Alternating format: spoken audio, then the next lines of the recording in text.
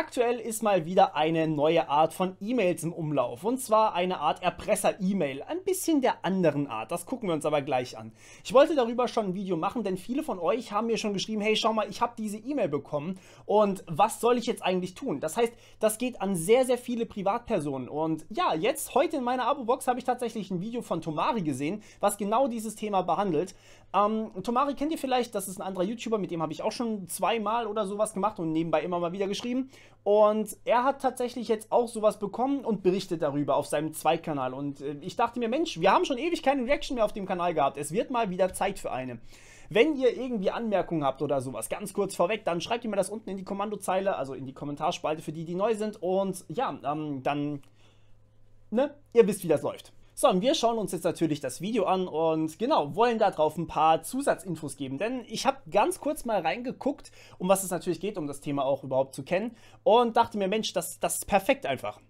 Wisst ihr, Leute, jeder kennt Spam-E-Mails. Hier zum Beispiel HR Department, your new job. Da dachte ich mir auch, geil, neuer Job, let's go. Und die meisten Spam-E-Mails, die ignoriert man halt wohl. Aber dann gibt es so ein paar E-Mails, die kann man einfach nicht ignorieren. Wie zum Beispiel das hier. Sexy girl, I want... Das meinte ich gar nicht. Ich meine hier Attention, your PC has been hacked. Das kann man halt wirklich schwierig ignorieren. Und da wurde ich natürlich hellhörig. Wir haben hier einmal einen wunderschönen Erpresserbrief. Und ihr denkt euch jetzt vielleicht, ist ja eh nur ein Scam, aber nein. Tatsächlich stimmt das. Und zwar wurde mir das relativ schnell klar, als ich die E-Mail gelesen habe. Genau, also im Endeffekt geht es darum, dass man direkt beweist, man hat Informationen über denjenigen, den man da gerade erpresst. In dem Fall war es tatsächlich Tomaris Passwort, was da einfach im Klartext abgedruckt war. Und jeder, der die E-Mail öffnet und sein Passwort da sieht, der gerät natürlich erstmal so ein kleines bisschen in Panik. Und tatsächlich hat Tomari hier eine mehr oder weniger harmlose Variante noch bekommen. Ein Wunder, dass er eigentlich draufgeklickt hat, denn die meisten schreiben tatsächlich sogar I know your password und dann das Passwort in den Betreff rein, damit man direkt sieht, hey, schau mal her, ich weiß, dass du dieses Passwort irgendwo benutzt. Und ja, bei den meisten Leuten das die Alarmglocken und man bekommt so überhaupt erstmal die Aufmerksamkeit, dass das Opfer in diesem Fall natürlich die E-Mail ganz zu Ende liest. Und das ist schon mal sehr viel wert, wenn man natürlich nicht Bescheid weiß. Man ist im Panikmodus und dieser Panikmodus, der triggert bei uns ein bisschen anderes Verhalten, als wir es normalerweise machen würden. Denn in den normalsten Fällen, sage ich jetzt mal, würde man so eine E-Mail sofort löschen. Aber in diesem Fall liest man sie sich natürlich durch. You know, bla bla bla, is your password. Also ich weiß, dass dein Passwort ist. Und das, was hier schön vermatscht ist, das ist tatsächlich mein Passwort. War jetzt nicht unbedingt das beste Gefühl. Wir kommen gleich nochmal dazu, was in dieser E-Mail jetzt genau drin steht und womit er mich erpressen möchte. Aber das waren nicht die einzigen spannenden E-Mails, weil was mir auch aufgefallen ist, dass er tatsächlich versucht hat, sich darüber, dass er sich Zugang zu meiner E-Mail-Adresse verschafft hat, gleichzeitig bei allen anderen Diensten, bei denen ich quasi mit dieser E-Mail angemeldet bin, ja, also Amazon, Spotify, Netflix und so weiter und so fort, versucht hat, dort das Passwort zurückzusetzen. Zum Beispiel hier bei Spotify, neue Anmeldung. Genau, und das ist dann der nächste Schritt. Man hat ja in diesem Fall sowohl die E-Mail-Adresse des Opfers, man hat aber auch gleichzeitig ein Passwort des Opfers. Und jetzt kann man einfach so unglaublich dreist sein und gleichzeitig denjenigen erpressen und seine Daten auch anderweitig auszunutzen. Und das bedeutet, dadurch, dass ich das Passwort habe, habe ich natürlich auch Zugriff auf Login-Daten. Also in den meisten Fällen besteht tatsächlich ein Login aus E-Mail und Passwort. Und ja, wie man hier sehen kann, Netflix, Spotify, was haben wir hier, Microsoft, er sagt gleich alles, wurde bei ihm quasi alles durchgeprüft, ob da vielleicht diese Kombination funktioniert. Und offensichtlich, ja, also zumindest, sagen wir mal bei Google, bei Microsoft und bei Spotify und bei Netflix hat es funktioniert. Das bedeutet, er hatte tatsächlich wahrscheinlich zumindest dasselbe Passwort und dieselbe E-Mail-Adresse bei den Konten. Und ja, das macht Sinn, wenn man keinen Passwortmanager benutzt. Das macht auch Sinn, wenn man keinen Zwei-Faktor benutzt oder sowas. Und ja, also dazu kommen wir gleich, was ihr dagegen machen könnt. Anmeldung, neue Anmeldung. Uns ist eine neue Anmeldung auf deinem Konto aufgefallen. Standort, Bulgarien. Zeitpunkt, 19. November 2020. Klar, und das ist Spotify schon aufgefallen. Das ist ein bisschen komisch. Auch bei Facebook gab es das so. By the way, wenn wir sowas haben, also wenn tatsächlich die Konten, also das passiert ja alles automatisiert, ja, da ist jetzt kein Hacker hinten dran, der das wirklich alles von Hand macht. Also der probiert nicht alle Passwörter und alle E-Mail-Adressen bei den jeweiligen Konten aus, sondern der probiert natürlich alles automatisiert aus. Also nicht von Hand, sondern ihr müsst euch das wirklich als Skript vorstellen, dass dann mehrere Tausende, eher in Richtung Zehntausende Anmeldedaten auf einmal überprüft. Das heißt, er sendet das da einfach hin und die werden dann tatsächlich weiterverkauft. Also diese Social-Media-Konten, die gehackt wurden, werden weiterverkauft. Der Hacker hier benutzt eigentlich höchstwahrscheinlich gar nichts davon. Der wird einfach nur das Passwort mal ausprobieren, wird gucken, ob das Ding überhaupt funktioniert und wird das dann als Working Account ins Darknet reinstellen zum Kaufen. Und da ist natürlich dann das große Problem, wenn man sich da nicht drum kümmert, das Passwort zu ändern oder eben weitere Sicherheitsschritte einzuleiten, dann kann natürlich jeder hier das Ganze benutzen.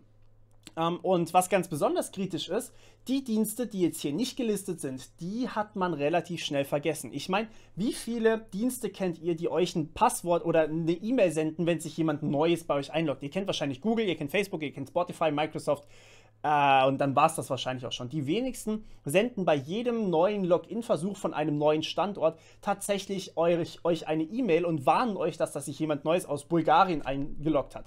Das machen die allerwenigsten und die kommen recht schnell in Vergessenheit. Was? Hallo Thomas, wir haben eine Anfrage zum Zurücksetzen deines Facebook-Passworts erhalten. Gib den folgenden Code zum Zurücksetzen deines Passworts ein. Und ja, tatsächlich hat er mein Facebook-Passwort gestealt. Und das bedeutet wiederum, dass er auch dieses Passwort, was in dieser E-Mail drin stand, wenn das Zurücksetzen erfolgreich war, also ich meine, wenn man Zugriff auf die E-Mail-Adresse hat, dann kann man überall sein Passwort zurücksetzen lassen, okay? Das heißt, ich kann einfach hergehen und sagen, hey, ich weiß zwar das Facebook-Passwort nicht, weil du ein anderes benutzt hast, vielleicht Passwortmanager oder sowas, aber ich weiß das Passwort von deiner E-Mail-Adresse. Das heißt, ich logge mich bei deiner E-Mail-Adresse ein, sende dann bei Facebook eine Anfrage zum Passwort zurücksetzen, sende bei Spotify eine Anfrage, sende bei Google eine Anfrage, sende überall eine Anfrage zum Passwort zurücksetzen, ändere bei diesen Diensten jeweils das Passwort und ja, das kann ich ja tun, weil ich habe ja Zugriff auf die E-Mail-Adresse. Das heißt, das Ganze hat so eine richtige Kaskadenwirkung. Wenn man die E-Mail hat und darauf zugreifen kann, dann ist das ein gigantischer Nachteil für denjenigen, der sich schützen möchte, also für das Opfer. In dem Fall, Tomari. Sorry dafür. Also er hat es quasi einfach geändert, ohne dass ich das jetzt kenne. Einfach weil er halt den Code von der E-Mail gekriegt hat, die er geknackt hat. Also das war tatsächlich nicht so geil. Also das, ja, ne, also wenn da jemand halt noch eine Anmerkung hierzu. Ganz problematisch ist es vor allem, wenn man jetzt tatsächlich das Passwort erst ändert. Und naja, ich meine, Tomari könnte es jetzt ja wieder zurücksetzen. Deswegen gehen viele auch her und ändern die E-Mail-Adresse des Kontos. Und wenn E-Mail-Adresse und Passwort geändert sind, dann habt ihr ein Problem, weil dann könnt ihr natürlich das Passwort nicht mehr zurücksetzen. Das heißt, eure einzige Option besteht dann darin, den Support zu kontaktieren und zu sagen, ey, bitte roll meinen Account zurück auf das Datum von vor 3 Tagen oder sowas. Und dafür müsst ihr wirklich schnell sein. Und ja, dafür müsst ihr auch einen guten Support erwischen, der sich damit auskennt und der weiß, dass das einfach immer mal wieder vorkommt. Das ist ziemlich gefährlich, das Ganze, weil wenn der Support es dann nicht macht, dann seid ihr absolut aufgeschmissen. Weil ihr wisst ja nicht mal die E-Mail-Adresse, die benutzt wurde, ihr wisst das Passwort nicht. Das heißt, ja, wie wollt ihr irgendwas machen? Selber hacken funktioniert natürlich überhaupt nicht, weil erstens ist es illegal und zweitens hat man keine Chance, dass das irgendwie rauskommt. Also ich meine, wenn ihr die E-Mail-Adresse auch noch testen müsst, dann habt ihr größere Chancen, das Trump-Twitter-Passwort rauszufinden, als das von euch selber. In deinem Namen posten und schreiben kann, was er will, auch dann quasi alle privaten Nachrichten einsehen kann, ist nicht unbedingt so nice. Ist gar nicht so nice. Wie gesagt, wir kommen gleich nochmal auf die Erpresser-E-Mail zurück, aber wenn er natürlich jemanden erpressen will und dann seine Facebook-Kontakte hat, ist das ja, glaube ich, schon mal relativ hilfreich. Und man sieht es natürlich hier noch in der Leiste, Blizzard-Account-Verifizierung. Er hat sich irgendwie 4-mal versucht, in meinen WoW-Account einzuhacken. Warum auch immer, ich weiß auch nicht, was da jetzt so wertvoll für ihn dran war. Vielleicht wollte er auch einfach. Wie gesagt, auch hier wieder das Ganze, also man hat als Hacker, der Hacker wird dann natürlich höchstwahrscheinlich nicht die Nachrichten lesen, der wird den Account weiterverkaufen. Das heißt, wenn man hier schnell genug reagiert, weil der Verkauf läuft immer noch mehr oder weniger nicht automatisiert, wobei das teilweise auch schon funktioniert. Aber wenn man hier schnell genug ist, dann wird da eigentlich niemand die ganzen Nachrichten lesen, sondern die sind eigentlich nur daran interessiert, irgendwelche Sachen zu liken. Dazu kommt aber, glaube ich, nachher noch, deswegen sage ich das jetzt hier nicht. Und ja, im Endeffekt geht es nur darum, alles automatisiert zu machen und danach möglichst schnell die Sachen loszuwerden, also weiter zu verkaufen und möglichst Geld damit zu machen eben. Nur eine Runde zocken, man weiß es nicht. Auch gut. Ich sollte ihn übrigens mal kündigen. Ich spiele schon seit Monaten kein WoW mehr. Naja. Sogar auf eBay. Ja, eBay und Amazon hat er auch resettet. eBay kündigt hier eine nicht autorisierte Nutzung ihres Kontos an. Bitte nehmen Sie Kontakt mit uns auf. Das sind so Sachen, klar, wenn es jetzt bei Spotify passiert oder beim Blizzard-Konto, dann ist das halt so. Aber wenn jetzt jemand dein Amazon, Facebook oder einfach eBay-Konto hackt, was der halt offensichtlich wirklich getan hat, einfach nur über mein E-Mail-Passwort, hat er einfach alles andere zurückgesetzt, sodass ich die Passwörter dann nicht mehr kenne. Und da hört der Spaß aber noch nicht auf tatsächlich. Klar, einmal bei Spotify aus dem Standort Vereinigten Staaten, auch bei Spotify.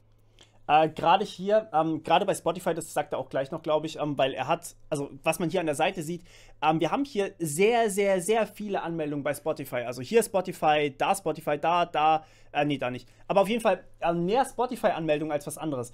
Und ja, der Trick hinten dran ist tatsächlich, man verkauft diese Accounts dann weiter an Leute, die sozusagen sich einfach Klicks farmen wollen. Das heißt, man baut sich ein Netzwerk aus gecrackten Accounts auf, in dem Fall Spotify.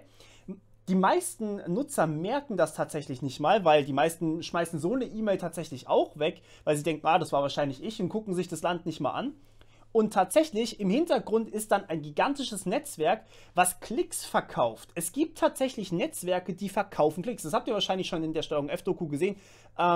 Und ja, ich bin da gerade vielleicht auch an was dran. Ich muss da noch ein bisschen tiefer recherchieren, aber mal schauen, vielleicht finde ich dann noch mehr Infos für euch. Aktuell ist mein Stand bloß, dass man eben in einem Netzwerk sich sozusagen diese Klicks kaufen kann. Und ja, dann kennen wir das Ganze mit den Charts und so weiter und so fort. Und das funktioniert natürlich auch bei Facebook-Likes, das funktioniert mit Twitter-Likes und Retweets und allem drum und dran. Und ja, das kann man alles verkaufen. Deswegen sind Social-Media-Accounts so wertvoll, vor allem wenn sie echte Accounts sind. Ich meine, Twitter erkennt natürlich Bots oder Facebook oder Spotify, die erkennen Bots, ja.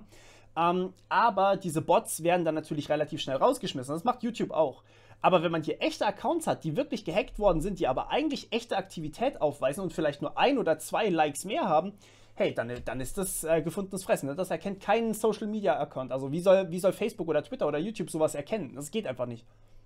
Spotify hat das extrem oft probiert, warum auch immer. Ich weiß auch nicht, was jetzt an Spotify so heiß ist. Dann hier nochmal bei Facebook. Jemand hat sich vor kurzem unter Verwendung eines Bestätigungscodes bei deinem Facebook-Konto angemeldet. Am Donnerstag um 12:51 Uhr. Ja, das heißt, er hat es wirklich über mehrere Tage versucht, sich reinzuhacken. Das ist über 1-2 Wochen. Habt ihr das gerade gesehen? Der Standort war in Bayern. Das bedeutet, hier hat derjenige wahrscheinlich sogar, also Bayern-Erding stand da, glaube ich.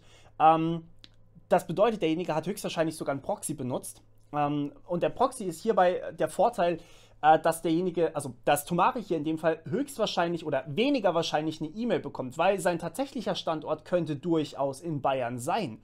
Das heißt, man versucht hier quasi mit einem Proxy den ungefähren Standort von Tomari einzuschätzen und sich dann eben so einzuloggen. Und man versucht dann quasi rauszufinden, wo er eigentlich platziert ist, um so zu verhindern, dass er quasi überhaupt mitkriegt, dass da was kommt. Und ja, ist natürlich dumm gelaufen, dass er das so schnell erkannt hat für den Hacker, aber gut gelaufen für ihn, also Glückwunsch dazu. Wochen sogar geschehen, ohne dass es mir aufgefallen ist, einfach weil ich diese E-Mail so gut wie nie check. Hier auch die IP-Adresse und auch der geschätzte Ort in Erding, Bayern. Es ist allerdings davon auszugehen, dass es nicht sein richtiger Standpunkt ist. Und das seht ihr jetzt gleich, warum. Ne? Also hier erstmal nochmal bei Amazon, sieht man das Gleiche. Bei ihrer Zahlungsmethode ist ein Fehler aufgetreten. Scheinbar wollte sich da irgendwas snacken. Hat Gott sei Dank nicht geklappt. Also nochmal, Shoutout an die ganzen Dienste, die das auch teilweise echt gemerkt haben. Facebook hat es auch gemerkt, aber hat ihn trotzdem reingelassen. Auch komisch, aber ja, die ganzen Dienste haben auf jeden Fall erstmal ein bisschen Facebook hat nicht so die geile Sicherheitsmethode. Also die hatten auch sehr, sehr lange, konnte man sich bei Facebook anmelden, indem man sich gar nicht angemeldet hat, sondern indem einen die Freunde verifizieren. Und das ist richtig, richtig schief gegangen, weil natürlich, wenn jetzt 3 meiner Freunde gebraucht werden, damit ich mein Konto auf Facebook verifizieren kann, also mich quasi einloggen kann ohne Passwort, falls ich es vergessen habe oder sowas, einfach die 3 Freunde hacken und du hast plötzlich ein Netzwerk aus Leuten, die du hacken kannst. Also quasi, du hast 3 Leute, die sind mit irgendwem befreundet, also kannst du den hacken. Die dann davon 3 sind wieder mit jemandem befreundet und dann kannst du den hacken und so weiter und so fort. Das ist total behindert gewesen. Zum Glück ich glaube, sie haben es rausgemacht. Ich hoffe es zumindest. Geschlagen, das ist schon mal nicht schlecht. Hier nochmal Spotify, diesmal aber am Tag davor und nicht aus den Vereinigten Staaten, sondern aus Russland. So, aber ich glaube auch nicht, dass es unbedingt seine richtige Adresse ist, denn hier nochmal Spotify, Vietnam, am 13. November. Das heißt, er hat es wirklich vom 13. bis zum 19. auf jeden Fall probiert, innerhalb von Aber es kann gut sein, dass die tatsächlich schon verkauft wurde. Also, dass der Account tatsächlich dann verkauft wurde schon und dass dann einfach andere Leute versucht haben, hier möglichst viel irgendwie die Klicks hin und her zu schieben und so weiter. Oder sie haben einfach versucht herauszufinden, wo er tatsächlich ist. Woche, sich mehrmals alles zurückzusetzen und sich mehrmals anzumelden. Sogar mein Ubisoft-Konto nicht. Also ich wusste wirklich nicht mehr, dass ich ein Ubisoft-Konto habe. Warum hat er sich da jetzt reingehängt? Jetzt könnte man meinen, der wollte einfach hier über Amazon was abziehen und so weiter und so fort. Und ich glaube, das wollte er vielleicht sogar probieren erstmal. Das hat aber nicht funktioniert. Also er hat sich nichts über mein Amazon-Konto gekauft. Er hat sich auch nichts über mein eBay-Konto gekauft. Er hat auch nichts auf mein Facebook gepostet. Das ist ganz spannend, ja. Das wissen vielleicht die wenigsten von euch. Aber wenn ihr bei Facebook gehackt werden solltet jemals, dann merkt Facebook das. Und dann speichert sich quasi Facebook, okay, das könnte ein Hack gewesen sein. Also das könnte jetzt ein Angriff gewesen sein. Und dann merkt sich Facebook, was seit diesem Angriff alles auf Facebook gepostet wurde, geteilt wurde oder verändert wurde. Und da wurde tatsächlich nichts wurde da geändert und nichts wurde dann gepostet. Es wurde nur eine Sache. Eine Sache hat der Hacker auf meinem Facebook-Account gemacht. Und es macht gar keinen Sinn. Ich weiß nicht wieso. Ich hatte richtig Schiss. Ich hatte echt Angst, dass er irgendwas gepostet hat, irgendwas, keine Ahnung, sonst was. Eine Sache hat er geändert. Und zwar hat er Kevin allein zu Hause geliked. Er hat sich einfach meinen Account eingehackt und ja, Ich glaube nicht, dass Kevin allein zu Hause für den Like gezahlt hat. Ich glaube, das war einfach tatsächlich ein kleiner Joke oder so. Das ist aber cool. Kevin allein zu Hause zu liken. Dann bietet dir natürlich Facebook an, okay, kannst du die ganzen Änderungen rückgängig machen. Habe ich natürlich nicht gemacht. Ich meine, ich finde Kevin allein zu Hause tatsächlich ziemlich cool. Aber echt absurd. Absurd. Aber wieso macht er das Ganze? Neben der Tatsache, dass er sich vielleicht was von Amazon snacken wollte und so weiter und so fort, hat er mich erpresst. Und da lesen wir jetzt mal diese E-Mail vor. Und das ist das Spannendste. Also, zurück zu Your PC. Das ist tatsächlich nicht unbedingt das Spannendste. Das ist das Spannendste für ihn und für uns jetzt als Zuschauer. Aber tatsächlich, der Hacker hier wird wahrscheinlich, also wenn Tomari nicht mitgekriegt hätte, dass die Accounts irgendwie kompromittiert sind, hätte er höchstwahrscheinlich mit den Accounts mehr Geld gemacht als jetzt damit. Also wenn man zum Beispiel sich irgendwie bei Spotify einloggen kann und er landet danach in einem Botnetz von Spotify, dann kann man das ja jahrelang machen. Dann kann er ja jahrelang Musik hören, die er eigentlich so nicht hört. Und es kommt dann halt vielleicht raus, wenn man die Jahrestop-Lists oder sowas sieht, aber ja, also in den meisten Fällen ist die Erpressung nicht das lukrativste, glaube ich. Has been hacked. Und ich übersetze das jetzt hier live auf Deutsch übrigens. Ich weiß, dass dein Passwort ist. Und wie gesagt, das war mein richtiges Passwort. Das stand da. Das ist in der E-Mail. Das ist mein richtiges Passwort. Ich brauche deine volle Aufmerksamkeit für die nächsten 24 Stunden. Oder ich werde mit Sicherheit sicherstellen, dass du für den Rest deines Lebens Schuldgefühle haben wirst. Ich weiß nicht genau, was das heißt, ich übersetze es immer grob. Ich glaube auch nicht, dass der jetzt das beste Englisch konnte, aber so grob. Du kennst mich nicht. Jedenfalls, ich weiß ungefähr alles über dich. Deine Facebook-Kontaktliste, Telefonkontakte, zusammen mit all der virtuellen Aktivität auf deinem Computer von den letzten 184 Tagen. Und hier sehen wir tatsächlich, was der Hacker machen möchte. Er möchte ihm möglichst viel Angst machen, er möchte möglichst Panik in ihm auslösen. Weil, sind wir mal ehrlich, wenn jemand ein Passwort hat und dann aber failt quasi, sich bei Spotify oder Facebook einzuloggen, dann ist er offensichtlich nicht auf seinem Gerät drauf. Weil über die Apps, da wäre er ja schon quasi eingeloggt gewesen. Da hätte er einfach nur noch seinen Cookie stealen müssen und dann wäre es gewesen. So, aber das Problem ist, oder was heißt Problem? Das Gute hier an der Sache ist, dass er eigentlich gar nichts weiß. Er tut nur so, als würde er es wissen. Das ist der witzige Punkt dabei. Das beinhaltet dein Selbstbefriedigungsvideomaterial, was mich zu dem bringt, weswegen ich überhaupt diese spezielle E-Mail verfasse. Okay. Das ist übrigens auch generisch, das ist einfach alles Copy-Paste, das ist alles automatisiert, alles mit einem Bot. Ich habe tatsächlich, wie gesagt, von euch schon, ich glaube jetzt sind es 3 Nachrichten oder sowas gewesen, per E-Mail oder per Discord und da stand exakt dieser Wortlaut drin. Also das geht einfach momentan rum, deswegen mache ich auch gerade dieses Video. In der Vergangenheit hast du Pornoseiten besucht. Meine Malware wurde alarmiert innerhalb deines Computers und hat liebliches Filmmaterial aufgezeichnet, auf dem du masturbierst. Hallo, das ist ein ernsthaftes Thema, ja? In dem halt meine Webcam aktiviert wurde. Also er hat mich halt legit gehackt. Das Passwort stimmt. Fun Fact, das kommt genau dieselbe E-Mail, wenn man nicht mal eine Webcam hat. Von dem her. Der hat alles zurückgesetzt. Er ist bei Facebook rein, also das ist kein Fake. Aber er hat auf jeden Fall einen Sinn von Humor. Weil jetzt, danach hat er geschrieben, nachdem er gesagt hat, dass er dieses spezielle Video von mir hat. Du hast einen außergewöhnlichen Geschmack übrigens. Love my ass off. in Klammern. Ja, also GG auf jeden Fall. Bevor ich mich jetzt dazu äußere, ich lese einfach mal weiter. Ich besitze die ganze Aufnahme. Wenn du denkst, dass ich Scherze mache, schreib mir einfach Beweis und ich werde diese Aufnahme weiterleiten. Und zwar zufällig an 4 Personen, die du kennst. Es könnte Ist tatsächlich gut geschrieben, wenn man sich das mal so überlegt. Also auch, dass man hat einen komischen Geschmack, also strange taste, ja. Das heißt ja nochmal, dass man sich noch mehr dafür schämen muss, was man sich da eventuell angeguckt hat. Ich meine, der Hacker wird wahrscheinlich nicht mal unbedingt wissen oder weiß ziemlich sicher nicht, ob man sich überhaupt was angeguckt hat. Aber man geht einfach mal davon aus, dass man sich was angeguckt hat und man behauptet einfach mal, hey, ist ziemlich ungewöhnlich, was du da guckst. Macht dich umso peinlicher, ne, wenn ich das jetzt veröffentliche gleich. Könnte dein Freund sein, Mitarbeiter, dein Chef, deine Mutter und dein Vater. Ich bin mir nicht sicher. Mein System wird zufällig einen Kontakt aussuchen. Wirst du jemals in der Lage zu sein, jemanden wieder in die Augen zu blicken danach? Ich glaube nicht. Und das hier heißt basically, wir müssen es nicht auf die harte Tour machen. Ich mache dir ein einmaliges, unverhandelbares Angebot. Kaufe 500 US-Dollar in Bitcoin und sende es mir an die unten angegebene Adresse. Das habe ich mal zensiert, nicht, dass einer von euch Spaßvögeln dann auch wirklich Geld hinschickt. Ja, also darum ging es halt, ne? Er wollte mich halt erpressen. So. Und nochmal, also er hat mich legit gehackt. Das ist kein Fake-Dude. Also das ist... Also, man muss ja unterscheiden, was eigentlich Hacken bedeutet, ja. In dem Fall hat er einfach nur das Passwort und das Passwort von der E-Mail-Adresse. Und das ist schlimm, absolut, ja. Aber das bedeutet noch lange nicht, dass er Zugriff auf die tatsächlichen Geräte hat. Das heißt, hier muss man wirklich stark unterscheiden, worauf er Zugriff hat. Und höchstwahrscheinlich beschränkt sich der Zugriff, also 99,9% beschränkt sich der Zugriff von dem Hacker auf die Social-Media-Kanäle, beziehungsweise sogar eigentlich nur auf das Passwort. Und er probiert einfach das Passwort überall aus. Und weiß danach natürlich, wo es funktioniert. Dadurch, dass es in der E-Mail funktioniert hat, kann man die Social-Media-Accounts holen. Und ja, dadurch hat man halt die Social-Media-Accounts. Aber man hat da noch lange keinen Zugriff auf das tatsächliche Gerät darüber, weil das ist ja quasi nicht möglich. Also, wenn ich mich jetzt hier sagen wir mal, ich habe ein anderes Handy, ein neues Handy. Und ich logge mich dort auf Facebook ein oder auf meinem Rechner logge ich mich einfach auf Facebook ein. Dann habe ich ja keinen Zugriff auf mein Handy. Ich darf auf meinem Handy nichts ändern und ich darf auch auf meinem Laptop nichts ändern. Ich darf nur genau an dem Gerät, wo ich mich eingeloggt habe, das machen, mit dem ich mich da eingeloggt habe. Das heißt, er hatte überhaupt keinen Zugriff eigentlich auf irgendwas anderes außer die Social-Media-Kanäle. Sprich, Hacken ist hier eine relativ breite Definition, aber das, was er behauptet, was er tun könnte oder was er getan hat, das hat er ziemlich sicher nicht gemacht. Das ist jetzt nicht einfach nur, okay, der schickt 1000 E-Mails raus und irgendein Idiot wird schon drauf reinfallen. Er hat legit einen Facebook-Account gehackt und alles mögliche. Ich bin nicht mehr in mein Facebook reingekommen, weil das Passwort geändert hat. Wenn du nicht weißt wie, also wie man Bitcoins kauft, schau online nach.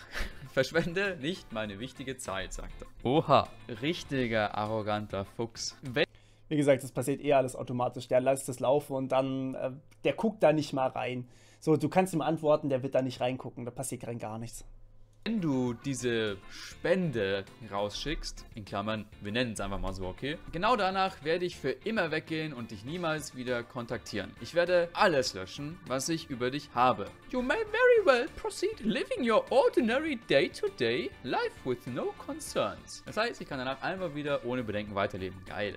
Was auch Bullshit ist wahrscheinlich, weil wenn er nochmal ein anderes Passwort von ihm kriegen würde, würde er genau dieselbe Mail einfach nochmal schicken. Und jetzt halt das Krasse, ne? Also das ist jetzt schon einen Monat her. Ich gebe dir einen Tag für die Bezahlung. Ich habe eine Benachrichtigung, wenn du diese E-Mails liest und der Timer wird genau dann starten, wenn du die E-Mail liest. Irgendwo eine Beschwerde einzureichen, macht keinen Sinn. Denn dieser Brief oder diese E-Mail kann nicht verfolgt werden. Genauso wie meine Bitcoin-Adresse. Das tatsächlich macht Sinn, also man kann eine E-Mail natürlich anonym verschicken. Man kann auch Bitcoin-Adressen, wenn man es richtig macht, nicht nachvollziehen, wo das Ganze hingeht. Das heißt, man hat hier wirklich eine Möglichkeit, denjenigen zu erpressen, ohne dass irgendwer das Ganze nachvollziehen kann. Das ist tatsächlich einfach Fakt, das ist ein bisschen traurig. Aber, ja, ne, also die Zahlung nicht rauszuschicken ist definitiv die viel schlauere Variante, weil, wie gesagt, das ist eher alles automatisiert. Ein Timer wird es wahrscheinlich auch nicht geben. Der eine Tag Zeitspanne, der ist eigentlich nur dazu da, um ihn mehr unter Druck zu setzen. Und ja, damit er sozusagen noch ein bisschen weniger nachdenkt, weniger Zeit hat, drüber zu schlafen, sondern am besten jetzt sofort, weil nachher vergisst das und oh mein Gott, dann kriegt meine Mutter oder mein Vater ein Masturbationsvideo und sonstiges Zeugs. Also ja, deswegen das. Ich mache keine Fehler, Punkt. Wenn ich herausfinde, dass du diese Nachricht mit jemand anderem geteilt hast, und jetzt kommen wir zu diesem Video, wo ich das ja offensichtlich mit euch teile, wird dieses Video, also mein very peculiar Video, das Schmuddelvideo von mir, sofort veröffentlicht. Viel Glück, schreibt er. Warum mache ich jetzt dieses Video? Wenn er doch sagt, dass er es dann instant veröffentlichen wird. Also ich habe... Ganz kurz möchte ich, bevor wir dazu kommen, möchte ich mit euch noch kurz klären, wo er wahrscheinlich das Passwort her hat von seiner E-Mail-Adresse. Und ja, das kann mehrere Wege haben und die sind natürlich auch für euch irgendwie interessant, weil ihr da verhindern könnt, dass eure Passwörter in solche Hände gelangen. Das Allerwichtigste ist natürlich erstmal Website-Hacks. Ja? Das heißt, wenn man zum Beispiel jetzt bei, I don't know, GMX oder Web.de oder Gmail oder sonstiges ist, Gmail ist unwahrscheinlich, aber kleinere Anbieter könnten zum Beispiel einfach gehackt werden. Das ist trotzdem recht unwahrscheinlich, weil die natürlich ziemlich gut abgesichert sind. Die müssen unfassbar viel Geld bezahlen. Ich glaube, Twitter hat für seinen Hack damals 450.000 bezahlt, was recht wenig sogar ist für die Anzahl an Nutzern, die er hat. Aber ja, bei einer E-Mail, also bei einem E-Mail-Anbieter wird das wahrscheinlich nicht gewesen sein. Viel wahrscheinlicher ist es, dass es einfach irgendein Konto war, das nicht gut gesichert war. Also zum Beispiel bei mir war es mal League of Legends tatsächlich, was gehackt wurde und ich hatte da dummerweise tatsächlich das Passwort, damals war ich noch absolut dumm und jung und das ist sowieso mit meinem ganz alten Account gewesen, den ich vor irgendwie 8 Jahren oder sowas gemacht habe, oder 9, 10, irgendwie sowas. Auf jeden Fall, dort ist quasi auch mal mein Passwort und meine E-Mail-Adresse geleakt worden. Und natürlich hat sich dann jemand genau mit dieser Passwort-E-Mail-Kombination versucht, überall einzuloggen. Deswegen ist es relativ wichtig, dass ihr regelmäßig überprüft, ob ihr gehackt wurdet, beziehungsweise dass ihr natürlich vor allem andere Passwörter für jeden einzelnen Dienst nehmt. Weil wenn das Passwort irgendwo anders genutzt wird, also wenn ich jetzt in meiner E-Mail dasselbe Passwort wie bei League of Legends genutzt hätte, was ich natürlich nicht tue, zu diesem Zeitpunkt, wenn das dasselbe gewesen wäre, hätte sich der Hacker bei mir in die E-Mail einloggen können und hätte natürlich genau das gemacht, was wir hier gerade sehen. Und ja, das ist wahrscheinlich die größte Schwachstelle, um eure Passwörter zu bekommen. Tatsächlich gibt es aber auch natürlich noch im privaten Bereich extreme Probleme und ja, da sprechen wir natürlich von Phishing-Mails. Das bedeutet, jemand schreibt euch eine E-Mail und ihr klickt da drauf, vielleicht nicht unbedingt die I want to have, sondern vielleicht andere E-Mails, wie zum Beispiel, hey, du wurdest gerade gehackt, klicke hier, um deinen Account zu verifizieren. Solche Themen meine ich hier natürlich. Und da kommen natürlich dann haufenweise Phishing-Mails rein und da kann man natürlich dann aus Versehen mal sein Passwort eingeben und dann ist das natürlich auch weg. So, das sind die Punkte, wo eigentlich höchstwahrscheinlich die E-Mail und das Passwort flöten gegangen ist. Tatsächlich, 2 Tage bevor mir aufgefallen ist, dass ich gehackt wurde, habe ich mit Felix, meinem Cutter, geredet. Wir waren halt bei dem Thema, dass irgendein Promi gehackt wurde, ne? Und dass da irgendwelche Nacktbilder geleakt wurden tatsächlich. Dann habe ich halt dann dazu gesagt, also ich verstehe natürlich, dass es halt für andere Leute mega schrecklich ist, aber wenn mich jemals jemand hacken würde und mich mit irgendwelchen Nudes erpressen wollen würde, dann würde ich Dinge einfach selber veröffentlichen, weil ich mich halt einfach von niemandem erpressen lasse. Genau, und jetzt sind wir hier. Aber heißt das jetzt, dass ich jetzt irgendwas von mir selber veröffentliche, damit er keine Macht mehr über mich hat? Nein, natürlich nicht. Also ich glaube nicht, dass er ein Video von mir hat. Also das wäre ziemlich random. Also keine Ahnung, ich habe da einfach nichts zu verstecken, ganz ehrlich, so, fertig. Also ich habe jetzt nicht unbedingt ein Problem damit, wenn er meinen Geschmack veröffentlicht, was ich da... Also wie gesagt, höchstwahrscheinlich hat der Hacker überhaupt nichts in der Hand und möchte einfach nur ein bisschen Kohle abfarmen. Das Ding ist natürlich, wenn wir aufgeklärte Leute haben, so dann macht der Hacker natürlich kein Geld. Aber wenn sowas zum Beispiel an die Mutter oder die Oma kommt von nebenan, ist unwahrscheinlich, dass die weiß, was damit gemeint ist und dass die Englisch spricht und dass die Bitcoin überweisen kann. Aber zumindest die uninformierten Leute werden sich dann relativ schnell dazu genötigt fühlen, hier Geld zu überweisen, damit das nicht passiert. Die Leute, die halt Angst haben. Was man allerdings noch dazu sagen muss, wenn jemals solche Videos tatsächlich gemacht werden, dann gehen manche Angreifer auch so weit und photoshoppen da Kinderbilder mit rein. Ja? Das heißt, das ist absolut ekelhaft und die versuchen euch dann quasi noch mal mehr zu erpressen. Und das ist tatsächlich ein Fall, der ist ganz anders zu behandeln als das hier. Weil, wie gesagt, dann versuchen die auch euch in die Strafbarkeit reinzukriegen. Hier wäre es jetzt im Endeffekt nur Nacktbilder, sage ich jetzt mal. Trotzdem. Meinen außergewöhnlichen Taste, so, keine Ahnung, finde ich jetzt nicht, dass der so außergewöhnlich ist. Keine Ahnung, wenn er was hat, dann veröffentlicht es halt, mir auch egal. Deswegen soll er machen. Ich habe auch natürlich abgewartet, hat natürlich auch nicht gestimmt, ne? Also er hat das scheinbar niemand, ich weiß nicht, vielleicht hat er sogar jemandem geschickt und dann, also ich habe es auch gar nicht mitgekriegt, ne? Es könnte halt jetzt sein, dass er tatsächlich, nachdem ich es halt für über 24 Stunden ja ignoriert habe, sogar einen Monat jetzt fast ignoriert habe, dass es dann einfach random halt 4 Leuten geschickt hat und veröffentlicht hat und ich es dann einfach noch nicht mitgekriegt habe, das wäre mega lustig. Aber ja, ich gehe davon aus, dass er nichts hat, logischerweise. logischerweise, weil ich bin mir ziemlich sicher, dass es sowas von mir nicht gibt. Kann sein, dass ich mal nach der Dusche nackt vor meinem PC gerannt bin, aber das wäre mir auch egal. Und ja, also auf jeden Fall mega die lustige Story, finde ich, gewesen. Zumindest jetzt für mich. Ich glaube, dass das für viele Leute nicht so lustig gewesen sein könnte. Jetzt wird es auch noch ein bisschen ernster, weil abgesehen davon, was ja relativ glimpflich an mich vorbeigegangen ist, außer dass ich halt bei 1000 Seiten, also Spotify, Amazon, Facebook, Ubisoft, Blizzard, Ja, überall ist halt Aufwand. einfach mein Passwort ändern musste und halt 2-Faktor-Verifikation überall schon noch einballern musste. Und auch bei meinem E-Mail natürlich mein Passwort ändern musste. Und ja, da habe ich jetzt auch einfach 2-Faktor-Verifikation drin. Das heißt, er kann mich gar nicht mehr hacken. Also auch wenn er das Passwort kriegt, dann müsste ich jetzt Ja, ist auch nicht ganz so richtig. Wenn man Zwei-Faktor hat, kann man natürlich trotzdem gehackt werden in dem Sinne. Aber Zwei-Faktor bietet euch so einen großen Schutz, dass solche automatisierten Angriffe einfach quasi komplett fehlschlagen. Also es ist kein Bulletproof-System, ja, aber in 99,9% der Fälle werdet ihr da nichts da haben. Und wenn jemand wirklich so weit geht und versucht, Zwei-Faktor irgendwie kaputt zu machen, dann hat das gezielt auf euch abgesehen. Also dann will er irgendwas speziell von euch und dann wird nicht sowas kommen, dann wird was Schlimmeres kommen. ihm halt den Code vom Handy ausschicken, was ich nicht tun werde. Also an und für sich nicht schlecht, dass er mich gehackt hat. Dadurch wurde ich gezwungen, bei alle jetzt richtig sicher zu machen. Es war so easy tatsächlich nicht, auch wenn das jetzt natürlich relativ glimpflich an mir vorbeigegangen ist. Und das bringt mich zu diesem Screenshot hier, weil er hat an 8 meiner Kontakte, also an alle 8 Kontakte, die ich in der E-Mail hatte, wo zum Beispiel mein Vater dabei war, da war ein alter Lehrer von mir dabei.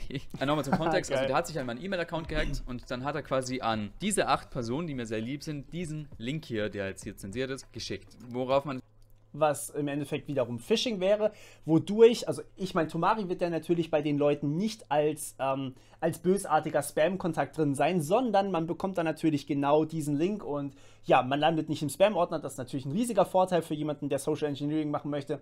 Und wenn das dann sogar noch Trusted ist, mit unten drunter hat man den Namen geschrieben, also Thomas quasi unterschrieben, dann glauben die Leute noch eher, hey, das ist ein Link, wo ich draufklicken muss. Ist natürlich dann eine ungewöhnliche E-Mail-Adresse in dem Fall, aber viele klicken dann einfach auf den Link. Was für euch bedeutet, auf jeden Fall auch den Leuten, denen ihr normalerweise vertraut, per E-Mail vielleicht nicht unbedingt vertrauen, weil es könnte auch einfach ein gehacktes E-Mail-Konto sein, habe ich ja auch schon mal ein Video dazu gemacht. Ja, natürlich nicht unbedingt draufklicken soll, ne, wenn das von einem Hacker kommt. Ich weiß auf jeden Fall von einer der 8 Personen, dass sie drauf geklickt hat, weil ich es nicht früh genug gemerkt habe. Und das ist halt nicht so geil, logischerweise. Also draufklicken ist in den meisten Fällen, ich muss da vorsichtig sein, nicht immer, aber meistens macht es nichts. Das Schlimme ist dann erst, wenn man wirklich draufklickt und man gibt dort irgendwelche Daten ein, also zum Beispiel E-Mail und Passwort. Das ist natürlich dann furchtbar.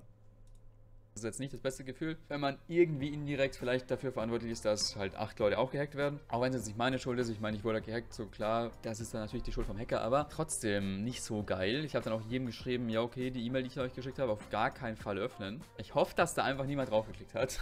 Übrigens, mein Chemielehrer, der hat mir dann daraufhin geschrieben, hallo Thomas, so meldet sich also einer meiner Lieblingsschüler wieder bei mir und hätte mir bald zu einem besonderen digitalen Geschenk verholfen. Ich hoffe, es geht Ihnen gut und denken gerne an Ihre Zeit an der Schule zurück. Viele Grüße, sehr lieb auf jeden Fall. Ja, auf jeden Fall mega cool. Fand ich lustig, dass er dann darauf geantwortet hat. Long story short, ich wurde gehackt, scheinbar ist aber nichts dabei passiert und die Moral von der Geschichte ist, holt euch unbedingt 2-Faktor-Verifikation. Unbedingt. Wirklich. Auf jeden Fall. Geht jetzt instant los. Jeder Drecksdienst bietet das an.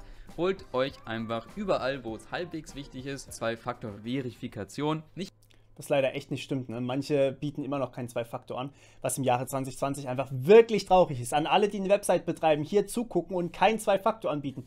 Bitte macht's endlich.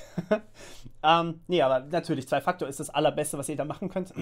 Weil im Endeffekt geht es darum, ihr braucht euer Handy, ihr braucht die Webseite, ihr braucht das Passwort und ihr braucht die E-Mail-Adresse. Die E-Mail-Adresse ist jetzt in seinem Fall auf jeden Fall geleakt, ja, die ist quasi öffentlich. Und also alle Bösartigen könnten Zugriff auf diese E-Mail-Adresse haben, was natürlich wahrscheinlich sehr viel Spam bedeuten wird. Ist jetzt nicht so schlimm, aber natürlich, das Passwort ist auch öffentlich, das heißt, das Passwort muss auch überall geändert werden. Und wenn man dann Zwei-Faktor hat, dann hat man eben einen Code, der sich alle 30 Sekunden zum Beispiel neu erneuert. Und ja, man muss eben den Code haben. Den Code kriegt man nur vom Handy, das heißt, den kann man sich nicht vorher ausrechnen oder merken oder sowas. Das ist natürlich super gut. Nicht nur ein sicheres Passwort, sondern auch noch ein Zwei-Faktor-Verifikationsding, weil dann kommt man nur in euren Account, wenn man auch euer Handy hat und halt auf dieses Bestätigen klickt oder halt quasi den Code dann angibt. Und das ist halt einfach nicht so leicht zu hacken. Mit diesen Worten, Shoutout an den Hacker, Shoutout an meinen Lehrer, mach's gut. Shoutout an den Hacker und Shoutout an den Lehrer, geil. Ja, tatsächlich muss man hier vielleicht noch dazu sagen, wenn es tatsächlich so schlimm gewesen wäre, dass er Zugriff auf die Kamera hätte, dann hätte er höchstwahrscheinlich auch Zugriff auf das Handy gehabt, was aber selbst dann nicht bedeutet, dass er Zugriff auf Zwei-Faktor hatte, also auf die Zwei-Faktor-App, sondern höchstwahrscheinlich trotzdem keine Chance gehabt hätte. Also ja, holt euch Zwei-Faktor, das ist absolut richtig, was er gesagt hat, und ich will jetzt wissen, was da noch im Outro kommt. Creepy. Ja, cool. Auf jeden Fall danke für das Video, Thomas. Und ja, danke fürs Zugucken an euch. Und ja, teilt das Ganze, wenn ihr es irgendwie interessant fandet oder sowas. Und schreibt mir, was ich besser machen kann oder was ihr sonst noch für Dinge haben wollt, unten rein. Wie immer. Bis dann, macht's gut. Ciao.